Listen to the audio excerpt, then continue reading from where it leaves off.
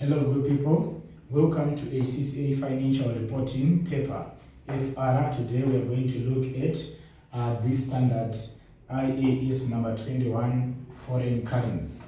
Even this standard, people, they do have challenge with this standard practically when they want to apply it in companies. They do have challenge because things they do change. So guys, on this standard, guys, the first thing that I want you to understand is the definition of the functional currency and the presentation currency.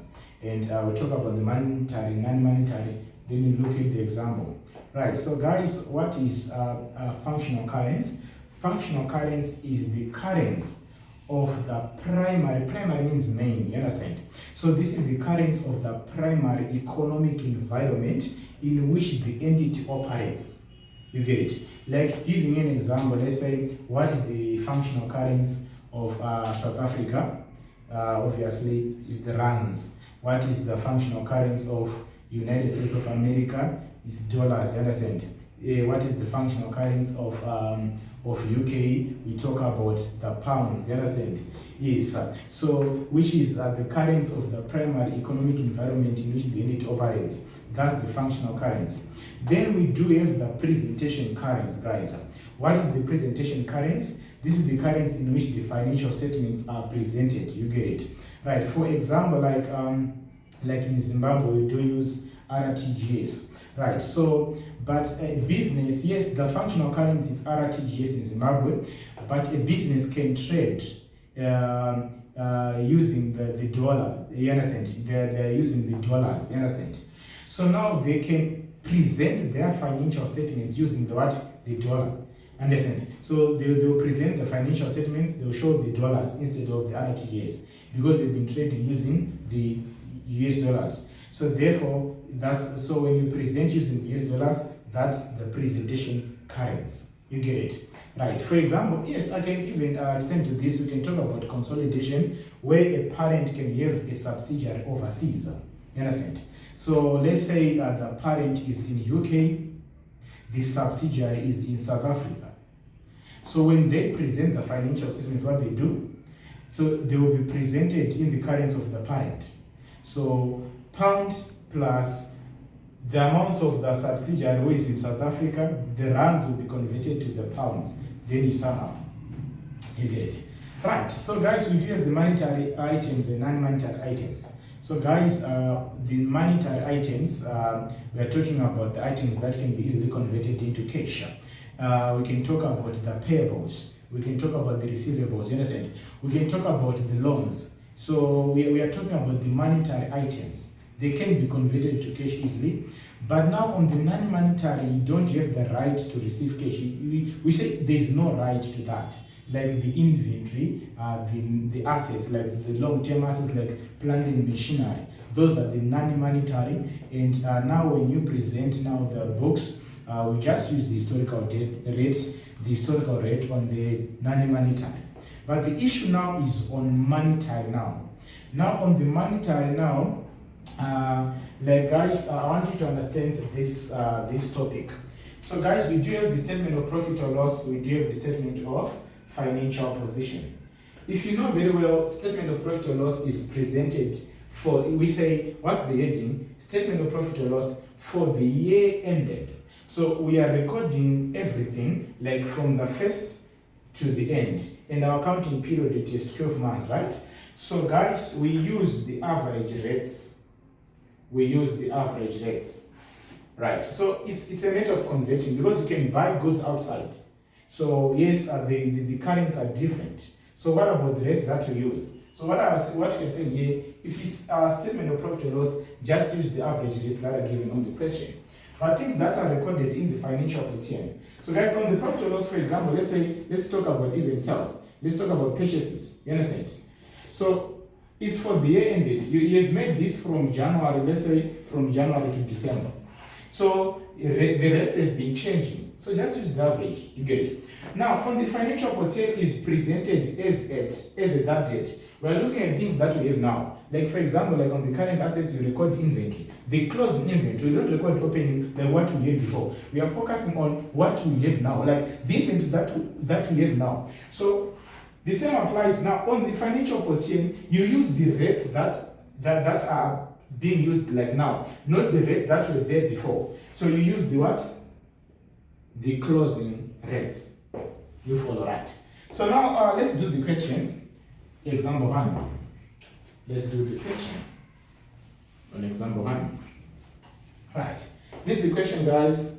On the 1st of April 2008, ACCA, a company that uses dollar as its functional currency, buys goods from overseas supplier who uses chromites, K, as its functional currency. This is the company. We are the company. We are the company. What is our currency? Functional currency. The functional currency of our company of ACCA, we use dollar. That's our functional currency. But if you read now, we are buying goods overseas. From the supplier is not in our country, so it's overseas. So the currency of the supplier is the chromites. So that's the currency of the supplier.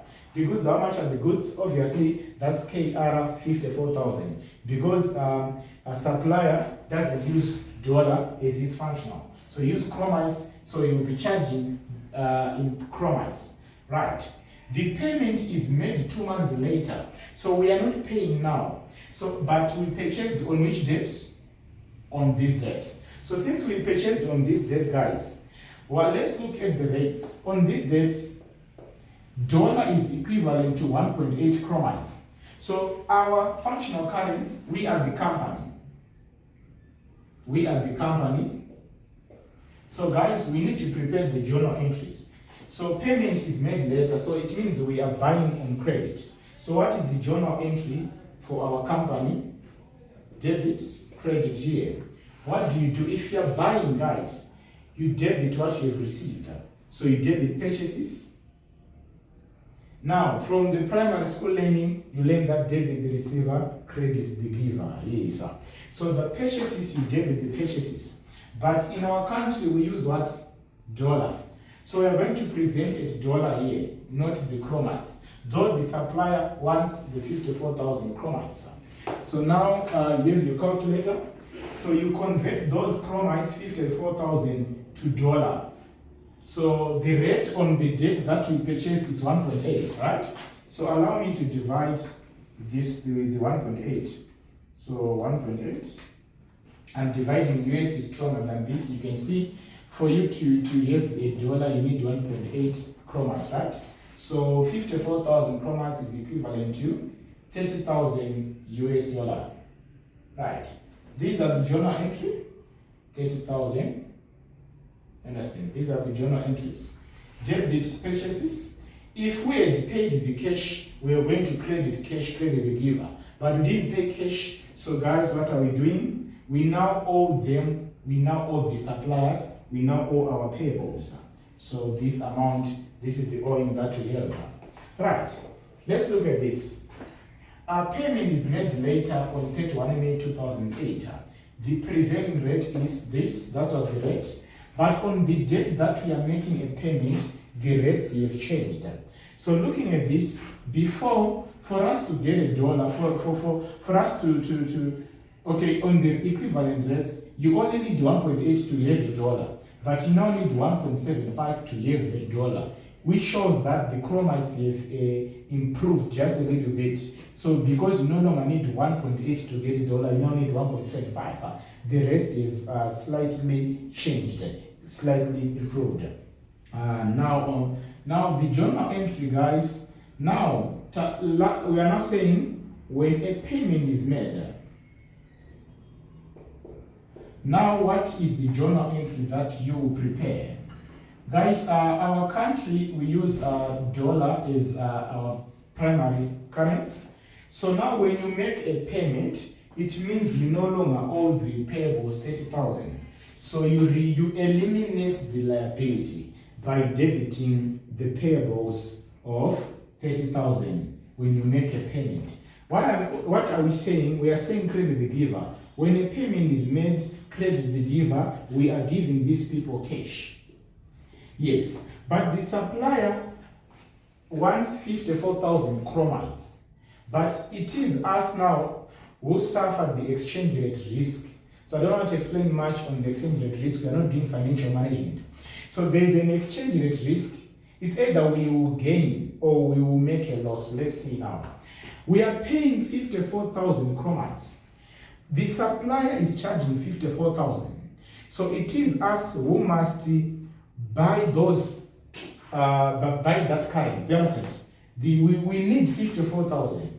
But for us to get the 54,000, we are going to pay the US dollars using the rates that are there on the debt that we have paid, which is that this is the spot rate. The spot rate or the current rate is now dollar equivalent to this. So if you divide, how many US dollars do you need for you to get the 54,000? So it will be 54,000 divided by 1.75. So you need 3857 because the rates have changed. So you are going to pay, like in terms of the US dollar, for you to get the 54,000. You are now paying 30,857. But initially, the rates were at this. You only needed to pay 30,000. But since you are paying later, since the rates have changed, you are now paying more than 30,000. Like if you look at this, you are eliminating a liability of 30,000 by paying this amount. You are paying more. So it just make your journal entry balance. So there's a difference of what? 857 on the debit side. You understand? This is debit, this is credit. So now the 857, this is the balancing figure. It's called the exchange. So these are, the difference is caused by the exchange rate, right?